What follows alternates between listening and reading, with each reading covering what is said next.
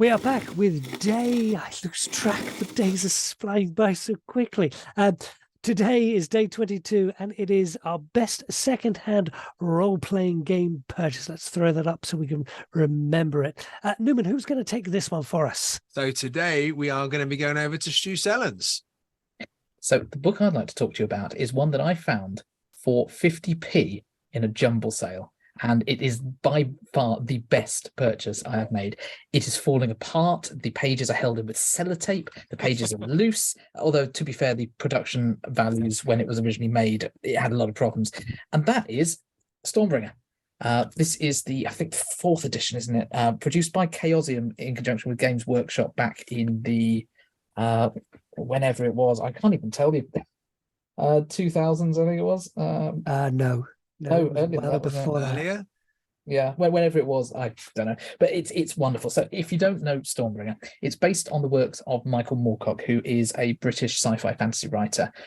He came up with the concept of the Eternal Champion, one entity that takes on many forms, and one of those forms is Elric of Melibene, who is an albino prince. And Stormbringer tells the balance of chaos versus law. You can summon demons. You can summon demons through ritual. So back at the time of the Satanic Panic, everyone's like Dungeons and Dragons, summoning demons. No, this, you actually do summon demons to do your magic for you.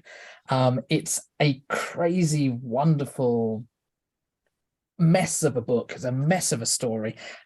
It's a standard D100 system, percentile system. The artwork is just in keeping with it. It's just a wonderful game. I've only ever had a chance to play it once or twice, and I want to play more of it. And yeah, it's Stormbringer. It is a very, very cool system. Stormbringer for me is almost exactly like Call of Cthulhu, because I saw the role-playing game before the books, and at the time that Stormbringer came out, there was a company called Citadel Miniatures, and Citadel Miniatures, Warhammer, White Dwarf magazine all went together, and they produced a box set of lead miniatures called the Eternal Champions. Now, my memory isn't great, but my favorite one was the future version of Elric, and pay attention to Elric of Melniboné. Oh, I can never pronounce it. Elric of Melniboné, Jerry Cornelius. So Jerry Cornelius was a time-traveling Elric of Melniboné. Again, the albino guy, and he had this he was practically Doctor Who before Doctor Who, because that's how forward Michael Moorcock was in his writing. The benefits of this game was it was entirely compatible with 2nd edition Call of Cthulhu. So I was able to bring goblins from what's the name of the world in the book? The landmass. There's a map in the book. The Young Kingdoms. Young Kingdoms, yes. Young Kingdoms. So I was bring goblins from the Young Kingdoms in. Literally, investigators going into the London Underground, finding goblins from Elric of Melniboné's place. The drawback to it is if you don't know the books, a little bit like Lovecraft. Well, Lovecraft, you can go into the game without knowing any Lovecraft stories, because you will uncover the stories behind these creatures from the games you're playing. It's not really like that in the game Stormbringer.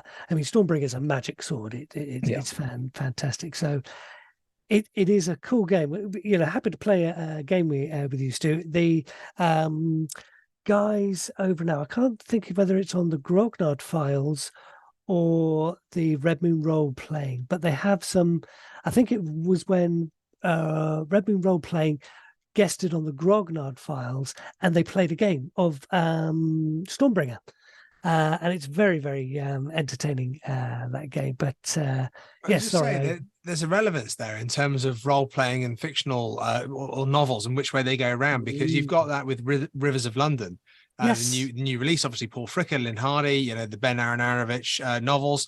I've read, or actually that's a lie, I haven't read all of them. I've got the last two to go, especially the newest Weapons Among Us. But those books, you can play them without having reading the novels, and you get the world. If you've read the novels, you bring a lot more to it. And I'm not saying there's one right way or the wrong way, but it sounds the way you're talking about Michael Moorcock, it sounds that's an element that if you've read the novels, there's an entire wealth of knowledge you can bring to it. Absolutely. I read all of the I devoured Michael Moorcock's novels when I was a teenager. I just got all the way through them. Being dyslexic, it wasn't so easy for me. That's why I appreciated the game. Yeah. Oh wow. Very, very cool. That is quite the best secondhand purchase there. So anybody else have any good secondhand purchases, or should we leave it there and move on?